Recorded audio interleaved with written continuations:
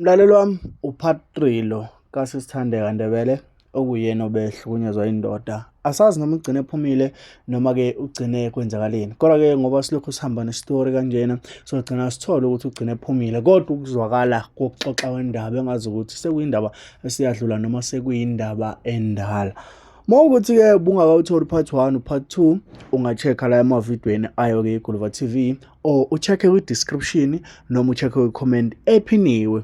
Ngizokufakela link ka part 1, part 2, then ukuze ukwazi ukuthi urelate no part 3 mawukuthi umusha. Abadala-ke bayalazi udaba ukuthi uyalike ebese siyayilinda ivideo izophela ebese siphinde siyakhomenta futhi. Alright, senze njena-ke mlaleli wami, ivideo senze sure ukuthi le siyayifikisa ku 1000 likes. As much as uqala nje ukubuka uyalike, then bese iyaqhubeka ivideo bese wenza sure ukuthi uyakhomenta mangabe phela. Ngiyacela mlaleli wami, ngokwenza kwakho lokho uzoyibeka ethubeni lokuthi uhlale uthola izinto ezinolozola noma izinto ezihamba phambili ezisuke zimnandi ngaleso sikhathi. Amnandi amavideo ethu, unga-check-a nje la emavidweni ukwazi ukuthi urelate. Uma unesikhathi ulalele ngempela ukuthi kahle kahle yini esiyidelivayo noma yini esiletha kuwena. Enza sure ukuthi-ke ibutton la subscribe button usulipressile ukuze njalo uma sikufakela amavidiyo kube wena oqala uthola notification. Ngisho ngingasayona iseries kaSithandeka, kodwa namanye amavidiyo angakusiza noma angakuqwashisa ngezinto ezenzakala emhlabeni, kube wena wathola kuqala.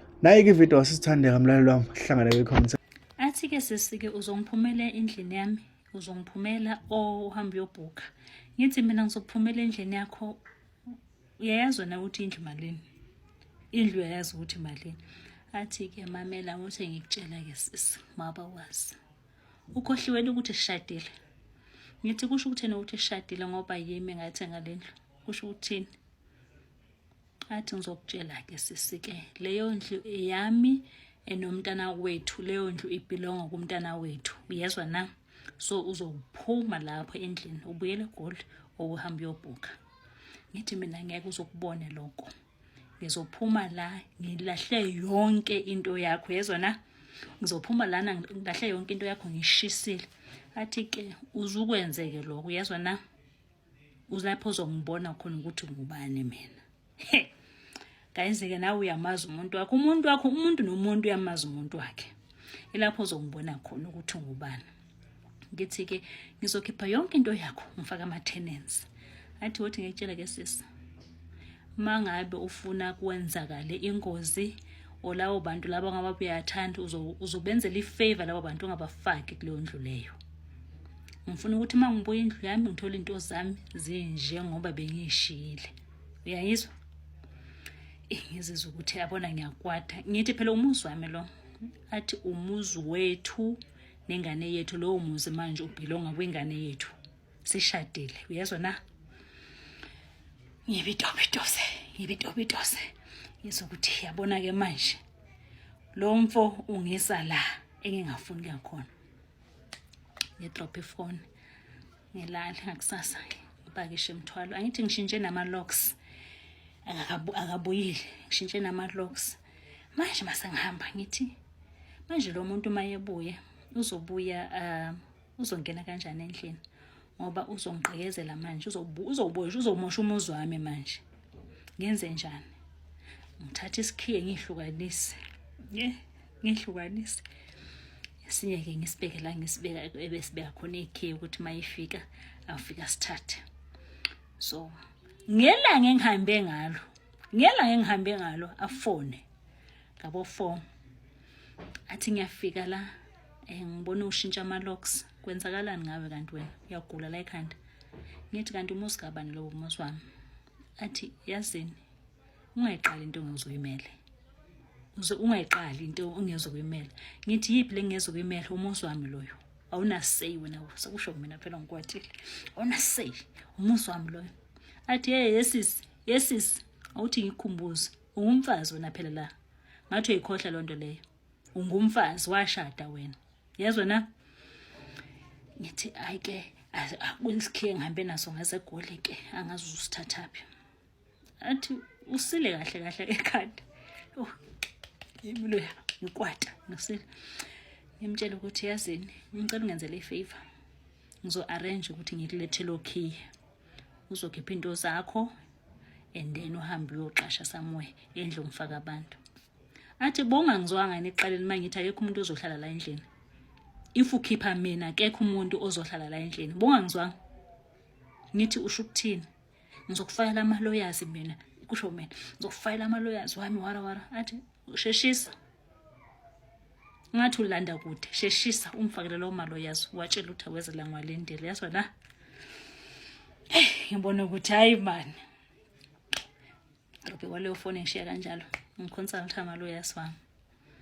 So angi-advise ngendlela ngi-advise ngakhona. Ngibuyele kuye ngithi ama-lawyers ami athi 1 2 3. Angathi nithathe ekudeni ngaleyo ma-lawyers wakho yazwa. Mase niqedile ukudlala. Uzoyiya wonke lo msangano yazwa. Uzomnikeza ikhiye.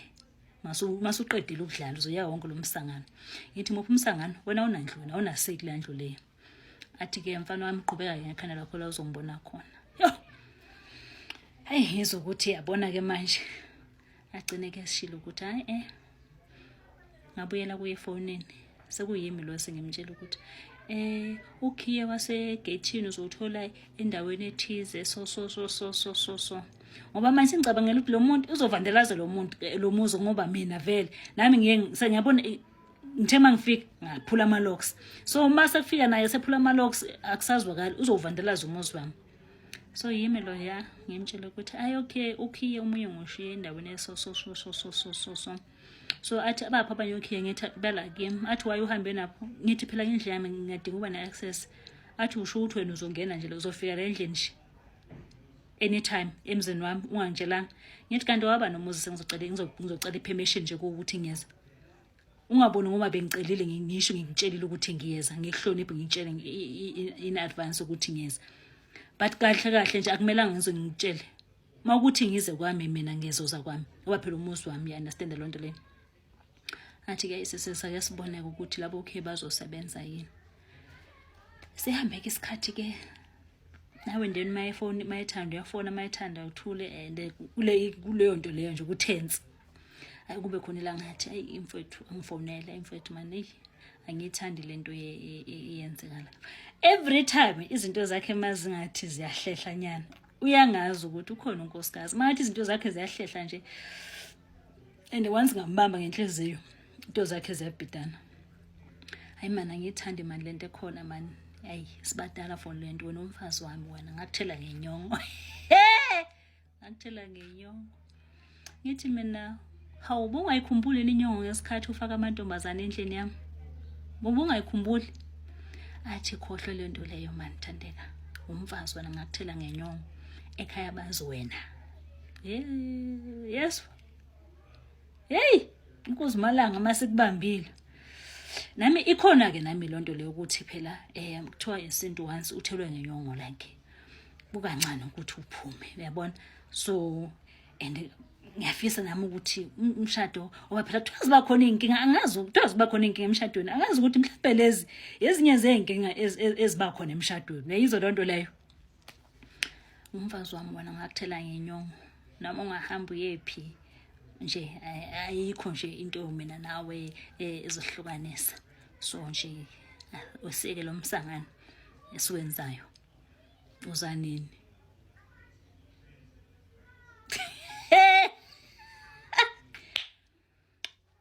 Okay athi ayishona man ngikwenza le flight manje ngifayele ubhukhele flight. Hayi okay ayibhukhelwe iflight airport. Ngelando ye-airport sambe ke sohlala ke endlini. Asayikhulume yonke into ebesixabanisa. Ukuthi athi ngiphume emzini wakhe iphelile yonke le nto leyo. Sihlale ke kuleyo weekend. Hayi kube mnandi. Kodwa sekuzohamba. Ingene call and ngizwe le call le ukuthi hayi man. Unkunzana ngathi uyabambeka kuyo. Unkunzana ngathi uyabambeka. Akakwazi nokukhuluma. Ngiyamuzi yankwankwazi. Hayi ngithi futhi hayi angifuni nokuyinaka. Yezwa na? Makuthiwa hey moya umfazi uyabekezela. Kuthiwa umfazi kumele wakhe umuzi. Ngizwe yankwankwaza man. Hayi ngibona lapho athi ngisabuya mfowethu ngisaya la workshop abafana ngazi bakhohlwe ini wara. Oh okay, and nami futhi ngiyahamba uzobuya ke ntambama ngithathe ngihambise e-airport.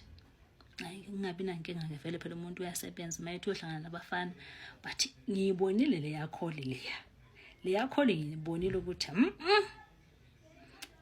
something lapha uyezwa na ahambe umntana abantu ibo kushaya isikhathi phela ngicheke in ngiyabona isikhathi manje iflight yami ngeba late akabuyile umpemu sabathe ngiyafona umpemu akayibambe ifoni ngiyafona umpemu akayibambe ifoni hey ngizothi manje ngithi ngifuna ukurequesta ke manje ngihambe ngoba isikhathi sami neflight yami yangishiya aqhamuka umpemu ngingabambi ifoni all along fika sengime ngenyawo nemthwalo yami man sorry mfowethu man abafana bayahlupha but ngibone le abafana ukuthi man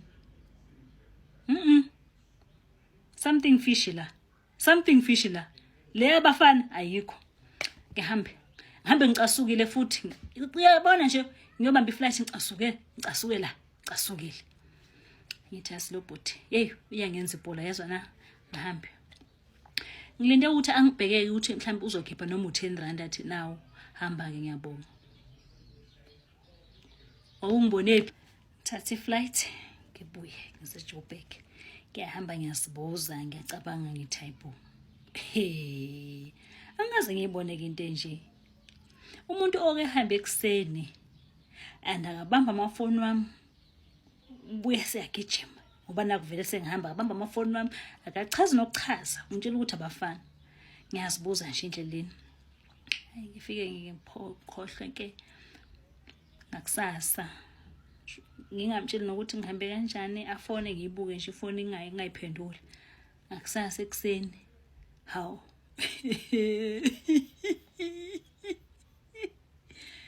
ngakusasa ekseni kungena imessage eforwardiwe uforward I love you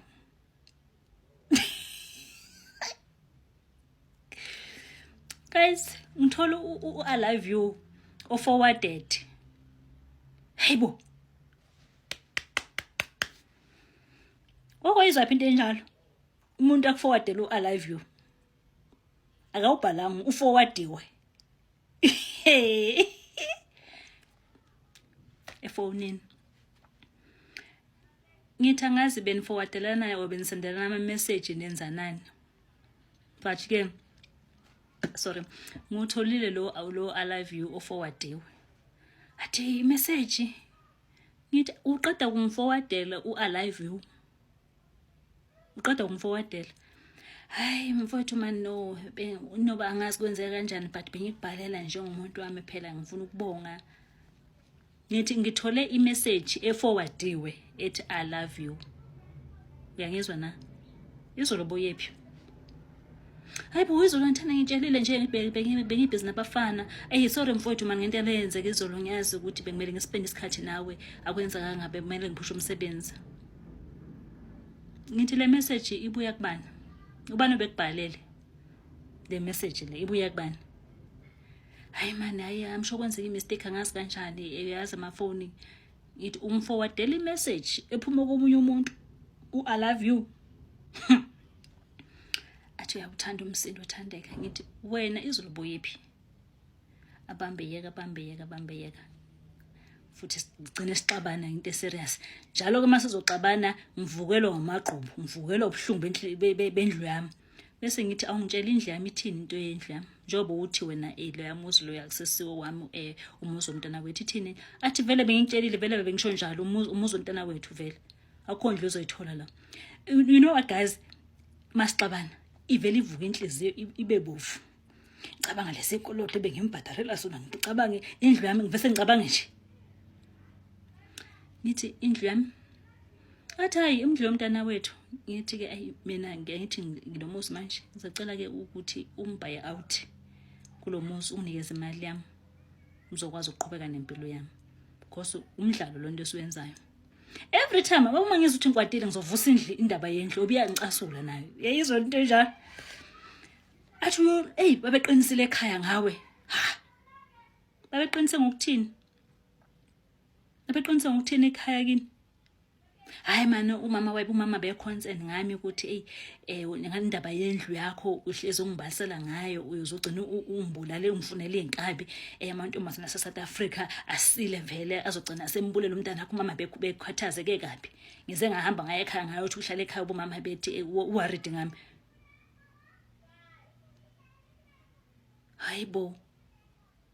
Uhlele indaba engaka? Mina ngizokufunela inkabi. Wena ungiqhaga umuzi yimi kuzophinda kube yimi ngikufunela inkabi. Athi uyayikhumbula ingxabano yethu ngesikhathi wena uzokhuluma nama-lawyers wakho. Ngabatshela ekhaya ukuthi mina siyaxabana nawe and then ufuna umuzi wakho warawara ekhaya bathi-ke angibuye. Ngizohlala ekhaya ngoba amantombazana ase-South Africa ngeke uziwathembe. Wathini wena mabesho njalo kini? Umama wakho mayesho njalo wathini? Umama kuyayi-approve lento yokuthi ungiqhaga indlu yami. Shuthi mele ngithule mina umuzi wami uhlala abanye abafazi. Mele ngithule. Ngithi mamela la ngitshele ke bhuti wami ke. Mase kuthiwa ngiyathanda. Yabona nami ngiyasikwajisela. Mase kuthiwa ngiyathanda. Umuzi wami ngizowuthola nale yandlu leya esekhaya eyami le yandlu leya ekini. Amandla ami laya. Uyangizwa? Athi ayikho-ke lento lo musu ukukhohlisa. Lesizwa ekhaya babesabela impilo yami bethi nje ngibuye ngizohlala ekhaya ngoba babebona yona lento yakho ukuthi wena ungaze ungifunela abantu ngibulala. Ngithi hawu wabakholwa. Awubatshela ngithi wena usoronso. Awubatshela kusho ukuthini lokho? Ngithi ngabe phela ubatshelile phela ukuthi wena awuthinteki kahle. Ngoba phela kwathi uyathindeka ngabe dala unginikeza indlu yami, ngabe dala ungiphumelele endlini yami. Angithi ngicasulile lo I love you forward. And naye sithe masigivana wakhipha indaba ukuthi ayibo shuthi abantu bakubo basangifuni mina ngoba naku ngithaka aphuma endlini yami. Ngithi ucabanga ukuthi wena uzofika la udla amandla ami? Never, ngeke kwenzeke lokho. Athi ke sisingangitshele namanje ngisakutshela ukuthi leyo muzi loyo ubhile ngawingane yethu awukho umuzi ozowuthola. And akekho umuntu ozongena kuloya muzi loyo. Athi mangabe wena uzimisele nje ukuthi yonke into ibe right phakathi kwami nawe. Uzongenzela ifavor. Uyezwa na? Uzohlangana nama-lawyers wakho. Wenze incwadi yokusarenda indlu.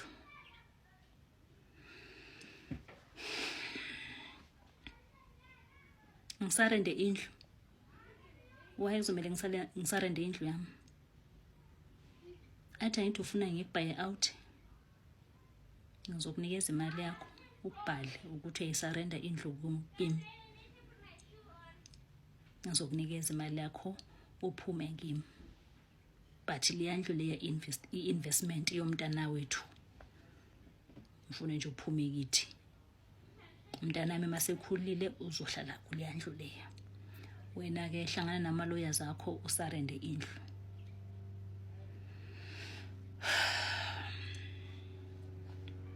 Ngithi uyayazi indlu ukuthi manje ivelwa malini. Athi ngiyayazi. Ngithi okay. Since indlu ngithengile ngizocela ke ukuthi mina ungiphe imali engaka kule ndlu nawe uthathe imali engaka according to ivalue yendlu.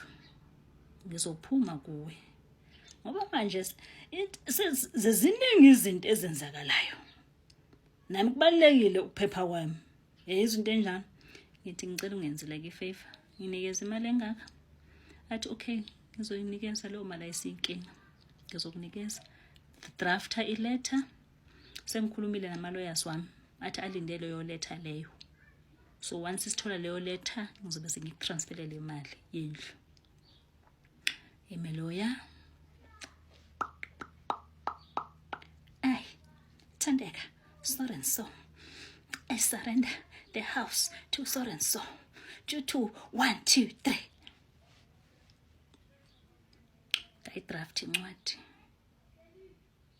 Surrender umuzi wami manje. Afomne futhi. athi sikulindele sifuna incwadi. Ngiyisende incwadi. Athi sengiwasendelela ama-lawyers wami. Bathi eda 1 2 3 encwadini. Ngithi mina ngizo-eda kanjani imali ingakangeni? Athi uyayifuna le mali noma uyifuni? Ukhetha le mali noma ukhetha ukuluza yonke into?